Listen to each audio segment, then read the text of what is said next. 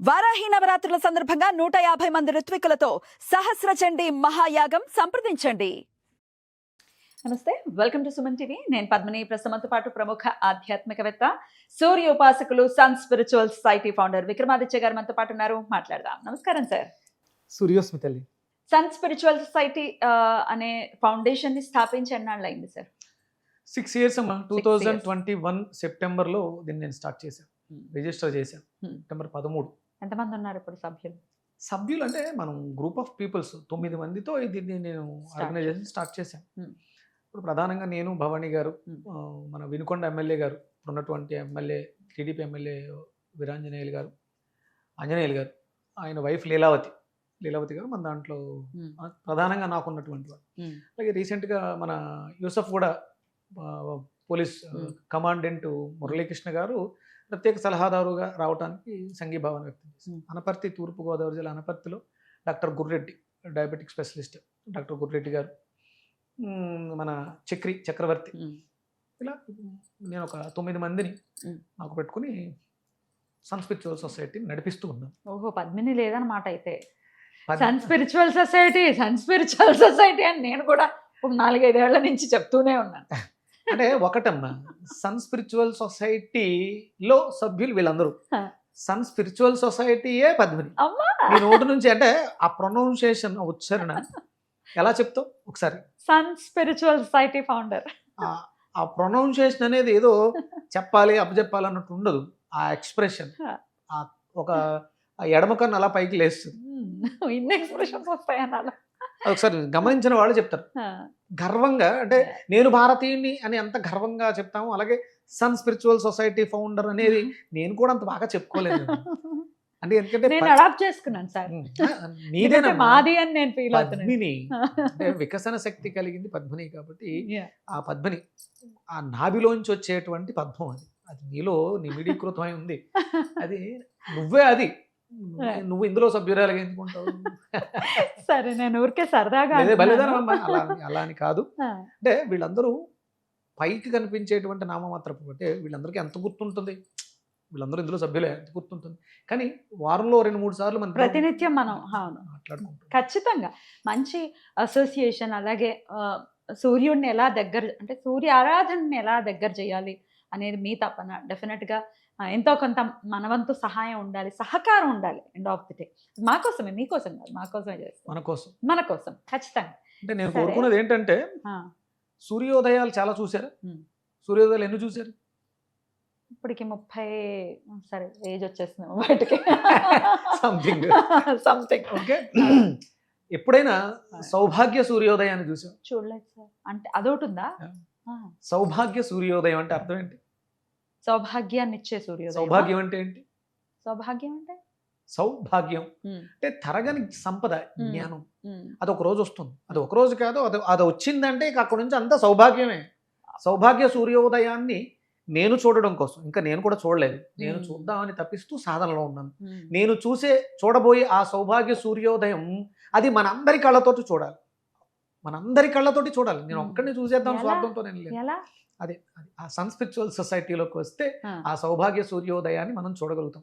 అందుకే దానికి వేదికగా చేసుకుని ఒక కార్యక్రమాన్ని డిజైన్ చేశాం. ఓకే, ఏంటి ఆ ప్రోగ్రామ్? ఇప్పుడు ఇందాక అడిగావు, నేను సన్ స్పిరిచువల్ సొసైటీలో అంటే నేను లేనా అని. సన్ స్పిరిచువల్ సొసైటీ నీలోంచి వచ్చింది కాదు, ఇప్పుడు దీన్ని మారుస్తున్నాను. ఇప్పుడు నిన్ను నేను ఇందులోకి ఒక బాధ్యతతో ఆహ్వానిస్తున్నాను. తప్పకుండా. Okay, Vikramaditya Sun spiritual society founder. Okay, founder ఇక్కడ లేదు, నేను అనేసాను అలవాటు కాబట్టి. మహావృక్షారోపణ ప్రోగ్రాము ఎప్పుడైనా విన్నారా? అదేంటది? వృక్షారోపణ ప్రోగ్రామ్. వృక్షారోపణం గ్రాండ్ ట్రీ ప్లాంటేషన్ డ్రైవ్. ఎప్పుడు వినలేదు.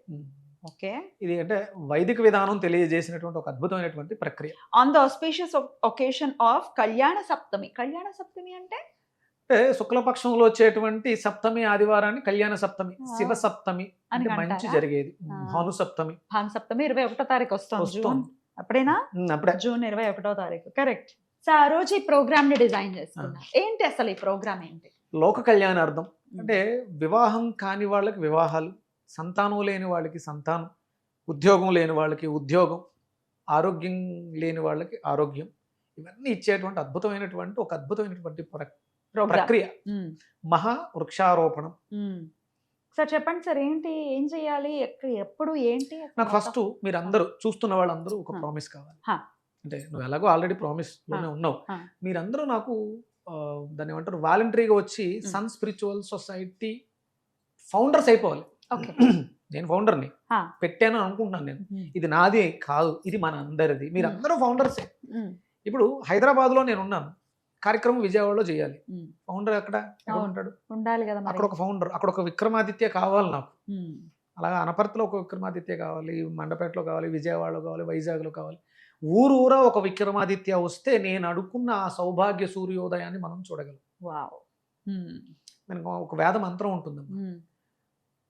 10 బావుల కన్నా ఒక చెరువు ఉన్నతమైనది, 10 చెరువుల కన్నా ఒక నది ఉన్నతమైనది, 10 నదుల కన్నా ఒక సుపుత్రుడు ఉన్నతమైనవాడు, 10 మంది సుపుత్రుల కన్నా ఒక వృక్షం గొప్పది అని శాస్త్రం చెప్పింది. అద్భుతం. అంటే సౌభాగ్య సూర్యోదయం మనం చూడాలంటే మన దేశం అంతా కూడా సస్యశ్యామలంగా ఉండాలి. ఇప్పుడు మన అవసరాలకి కలపని కొట్టేసాం విపరీతంగా. ఎండలు ఎలా ఉన్నాయి? అసలు ఇప్పటికి మనకు వర్షాలు రావాలి. ఈ వర్షాలు ఇప్పటికి కూడా ఇంకా రావు. మనకి సెప్టెంబర్ అక్టోబర్ దాకా కూడా ఈ ఎండలు ఇలాగే ఉంటాయి. ఎందుకంటే మనం చేసిన తప్పిదం వల్ల. దీన్ని మనం మన ఫ్యూచర్ జనరేషన్ పిల్లలకి ఈ తాపం తగలకుండా ఉండాలంటే మనం ఈ కార్యక్రమాన్ని భుజానికి ఎత్తుకోవాలి. అంటే ఇందులో కేవలం ఒక చెట్టులు నాటడం, పర్యావరణాన్ని రక్షించడంతో పాటు మనకు ఒక కోరిక ఉంది. ఆ కోరికలను కూడా నెరవేరుతాయి. ఇప్పుడు మీరు అన్నారు కదా, ఆరోగ్యం గాని, ఉద్యోగం గాని, పెళ్లి గాని, సంతానం గాని, అంతేనా? అంటే రావి చెట్టు, వేప చెట్టు వివాహం చేస్తే కళ్యాణం అవుతుంది అంటారు కదా. అవును. అవి రెండు అంటే ఎవరో నాటిన చెట్ల దగ్గరికి వెళ్ళి తాళి కడితే దాని చుట్టూ ఒక ప్రక్రియ చేస్తే వివాహం జరుగుతుంది అన్నప్పుడు మీ చేతులతో మీరే నాటితే అవి పెరిగిన తర్వాత అట్లా రెండింటికి వివాహం జరుగుతుంది. అలాగే జరుగుతుంది, అది వేరే విషయం. కానీ ఇందులో ఇంకొక వైజ్ఞానికత ఉంది. ముందే మీరు ఏదైతే నాటాలనుకుంటున్నారో ఆ మొక్కని కొని తీసుకొచ్చి మీ దగ్గర పెట్టుకుని ఆ చెట్టుతో ప్రతిరోజు మాట్లాడుతూ ఉండండి. ఓం హ్రీం గృణి సూర్య ఆదిత్య శ్రీం, ఓం హ్రీం గృణి సూర్య ఆదిత్య శ్రీం, అక్కడ మంత్రం ఇచ్చాను. ఈ మంత్రాన్ని జపం చేయండి. ఓకే. ఒక రాగిరేకు తీసుకుని, చిన్నది పల్చటి రాగిరేకు తీసుకుని మీ పేరు, గోత్రము, మీ సంకల్పము, అలాగే ఆ గృణి సూర్య ఆదిత్య శ్రీ మంత్రం రాసి మీరు జపం చేసిన నీటిని ఆ యంత్రం మీద వేయండి. ఓకే. జపం పూర్తయిపోయింది. జూన్ 21వ తారీఖు వచ్చింది, ఆదివారం. ఎక్కడో మనకి దగ్గరగా, మనం రేపొద్దుట వెళ్ళి చూసుకోవడానికి అవకాశం ఉండే అంత దగ్గరలో. అలాగే నీటి వసతులు బాగున్నాయి. ఎందుకంటే చెట్టేసి వదిలేయటం కాదు, దానికి ఆ వసతులు కూడా ఉన్న ప్రాంతాన్ని సెలెక్ట్ చేసుకుని అక్కడ తగినంత లోతు తీసి ఈ ముందు మనం జపం చేసి దారపోసిన యంత్రం ఉంది కదా, దానిని అక్కడ పెట్టి ప్రతిరోజు జపం చేసి ఆ యంత్రానికి దారపోసు, యంత్రం తీసి పక్కన పెట్టి ఆ నీళ్లు తీర్థంగా తీసుకున్నాం. మిగిలిన నీటిని మొక్కకు పోసేయండి. అంటే మీ మంత్రం శక్తి యథాశక్తి వృక్షదేవతార్పణమస్తు, వృక్షానికి వెళ్ళిపోయింది.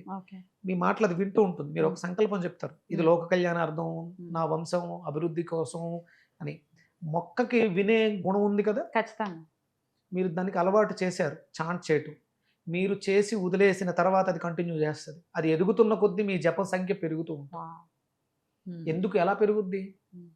డబ్బులు బ్యాంకులో వేస్తే, డిపాజిట్ చేస్తే వడ్డీ రాదు, అలాగే. కానీ ఇది అంటే దీనికి నేను వైజ్ఞానిక ఎలా ఏం చెప్పగలరు అంటే, గాలేసినప్పుడు చెట్టు ఆకులు కదులుతుంటాయి. అవును. ప్రతి ఆకులోనూ మీరు జపించిన మంత్రం తాలూకు వైబ్రేషన్ ఉంటుంది. బయోమాగ్నెటిక్ వేవ్స్ ఉన్నాయి. మీరు కావాలంటే గూగుల్ సెర్చ్ చేసుకుంటే ఉందా అని అంటే అది చెప్పుద్ది. రావి చెట్టు గురించి అద్భుతంగా ఉందా అని అడిగాను నేను చదివిన దాంట్లో ఉంది. తొడుము పెద్దగా ఉండి ఆకు పలచగా ఉంటుంది, చిన్న గాలికి కూడా ఊగుతూ ఉంటుంది. ఆ ఊగుసులాటలో అద్భుతమైనటువంటి వైబ్రేషన్స్ వస్తాయి. ప్రకృతికి మిమ్మల్ని కనెక్ట్ చేసేస్తుంది. నిరంతరం అది జపిస్తూనే ఉంటుంది. అది మెటాలిక్ స్టేజ్లో ఉంది. అక్కడ నుంచి మీరు ఇచ్చినటువంటి ఆ సంకేతాన్ని స్వీకరించి అది కంటిన్యూ చేస్తుంది. అంటే 1,00,000 జపం చేసి 10,000 జపం చేసి వదిలేశారు, అది వయసు పెరుగుతున్న కొద్దీ మీ జప సంఖ్య పెరుగుతూ ఉంటుంది. అది ఆకాశానికి నిరంతరం, దానికి వేరే పని ఏం లేదు, అక్కడే ఉంటుందో జపం చేస్తూనే ఉంటుంది. మీ జప సంఖ్య పెరుగుతుంది. అంటే మనకి ప్రాణిక్ హీలింగ్లో ఒక మొక్కతో మాట్లాడుతూ, నాకు పలానా రేటుకు ఒక 10 పువ్వులు కావాలంటే మీరు అడిగిన కలర్లో, మీరు అడిగిన సైజులో పువ్వు ఇస్తుంది చెట్టు. అవునా? మీరు ప్రాక్టికల్గా చేసి చూడొచ్చు. ఒక గులాబీ మొక్కను తీసుకొచ్చి రోజు దానికి నీళ్లు పోస్తూ మాట్లాడుతూ, పలానా రోజు నా పుట్టినరోజు, నువ్వు ఈ కలర్లో పూస్తున్నావు, ఇంకొంచెం డార్క్ కలర్ కావాలి నాకు, ఇన్ని కావాలని అడిగి వింటుంది. మొక్కలకి ఆసక్తి ఉంది. ఇప్పుడు ఇట్లాగే నాటే మొక్కని కూడా మనం ప్రోగ్రామ్ చేస్తున్నాం ఇంచుమించుగా కదా, అంతే ప్రోగ్రామ్ చేసి పెడుతున్నాము, అది దాని పని అది చేస్తూ అది పోతుంది. చేస్తూ పోతుంది, అండ్ ఆ ఫలితం మనకి ఇస్తుంది. ఇప్పుడు అది మంత్రం జపం అది చేస్తూ ఉన్నా మనకు ఫలితం వస్తుంది. వస్తుంది. నిజంగా ఇది డిపాజిట్ సార్, ఇది చేసుకోవాల్సినటువంటి ఒక డిపాజిట్, చేయాల్సిన అవసరమైనటువంటి డిపాజిట్. రైట్. అయితే ఇక్కడ కొన్ని మొక్కలే పెట్టారు, బిల్వ, అలాగే నీమ్ ట్రీ, అశ్వత్థ అంటే పీపల్ ట్రీ, ఇండియన్ గూస్బెర్రీ అంటే ఆమ్లా, ఆమ్ల, అండ్ షమి జమ్మి చెట్టు, ఇంకా మేడి, మోదుగా, అంటే దేవతా వృక్షాలు. వీటిని మాటలే నాటండి. రకరకాల మొక్కలు చాలా ఉన్నాయి. అంటే దైవిక శక్తి మీరు ఇచ్చినంటే, ఇప్పుడు చూడండి, దత్తుడు మేడి చెట్టుతో మోక్షాన్ని పొందాడు. వాళ్ళు చేసిన సాధన చెట్టు కింద ఎందుకు చేశారంటే, చెట్టు సపోర్ట్ చేస్తుంది మన సాధనకి. రైట్. అందుకని రావి చెట్టు, వీటికి ప్రత్యేకమైనటువంటి గుణాలు ఉన్నాయి. మీరు ఎక్కడ ఉంటారు ఆ రోజున ప్రత్యేకంగా? నేను ఇక్కడ యూసఫ్ గూడ పోలీస్ గ్రౌండ్స్ లో ఈ కార్యక్రమాన్ని అక్కడ నాటుతారు. ఏ సమయంలో ఉంటుంది? ఉదయం 6 గంటలకి పోలీస్ గ్రౌండ్స్ లో సూర్య నమస్కారాలతో ప్రారంభించి, అంటే ఒక 200 మంది పోలీసులతో సూర్య నమస్కారాలు చేస్తున్నాం. ఆ రోజు ఇంటర్నేషనల్ యోగా డే, జూన్ 21. ఆ రోజు అక్కడ సూర్య నమస్కారాలు, అలాగే సప్తమి ఆదివారం వచ్చింది కాబట్టి అరుణ వ్రతం కూడా చేస్తున్నాను. అది మనం వేరే ఎపిసోడ్ లో మాట్లాడదు. ఇది కేవలం వృక్షారోపణం గురించి. ఎవరైనా రావాలంటే అలౌ చేస్తారా? తప్పకుండా, ప్లీజ్ వెల్కమ్. కాదు, మా ఊళ్ళోనే మా ప్లేస్ లోనే చేసుకోవాలంటే ఇప్పుడు పద్ధతి చెప్పారు కాబట్టి చక్కగా చేసుకోండి, అంతేనా? అంతే. ఈ అరుణ వ్రతానికి సంబంధించి కొంచెం ఇన్డెప్త్ ఉంది, అది మనం ఇంకొక ఎపిసోడ్ లో మాట్లాడదాం. తప్పకుండా. ఇది ఈ రోజే చూసిన వెంటనే ఒక మొక్క, ఒక ఉసిరి మొక్క గానీ, ఒక రావి మొక్క గానీ, ఒక వేప చెట్టు గానీ వాళ్ళ దొడ్లో కూడా పెట్టుకోవచ్చా? హ్యాపీగా మీరు దగ్గరే ఉండి దాన్ని మీరు సాకండి, ఫలితాన్ని మీరు చూడండి. అద్భుతం. ఇప్పటి వరకు నాకు అంటే విజయవాడ నుంచి చాలా మంది, మన వాళ్ళు చాలా మంది ఆల్రెడీ మొదలు పెట్టేశారు. అంటే నా వాట్సాప్ స్టేటస్లో నన్ను ఫాలో అవుతుంటారు కదా, వాళ్ళందరూ కూడా ఇన్స్ట్రక్షన్స్. నాకు ఊరూరా కావాలి. ఇది కేవలం ఒక హైదరాబాద్లో చేస్తే, హైదరాబాద్లో చెట్లు బాగుంటాయి, వర్షాలు బాగుంటాం. కానీ సౌభాగ్య సూర్యోదయాన్ని ఆంధ్రప్రదేశ్, తెలంగాణ మొత్తం చూడాలనుకుంటున్నాను. నాకు కావాలి, మీ సహాయం కావాలి. ఇప్పటి వరకు నేను ఏమీ అడగలేదు మిమ్మల్ని. ఎక్కడ నేను సన్ స్పిరిచువల్ సొసైటీ పెట్టాను, నా బార్ కోడ్ ఇచ్చాను, నాకు ఫండ్ ఇవ్వండి, ఎప్పుడు లేదు, అడగల. కానీ నాకు మీ సహాయం కావాలి. ఇది మోరల్గా. ఊరూరా నాకు ఒక విక్రమాదిత్య కావాలి, ఊరూరా నాకు ఒక గుండెల్లో పెట్టుకుని మాట్లాడే పద్మిని కావాలి. ప్లీజ్. తప్పకుండా. మీ నంబర్ కూడా ఎలాగో డిస్ప్లే చేయండి. ఆ నంబర్ కాల్స్ కూడా మీరు రిసీవ్ చేసుకుంటారు కదా 100% డీటెయిల్స్ కోసం. మీరందరూ ఏదైతే అందరికీ ఆ సౌభాగ్య సూర్యోదయాన్ని నేను చూపించగలను, నాకు ఆ నమ్మకం ఉంది. మిమ్మల్ని అందరినీ ఆరోగ్యవంతులు చేసేస్తాను. భారతదేశం డయాబెటిక్లో నెంబర్ 1లో ఉంది. మళ్ళీ దాన్ని న్యూట్రల్ చేసి రివర్స్ చేద్దాం.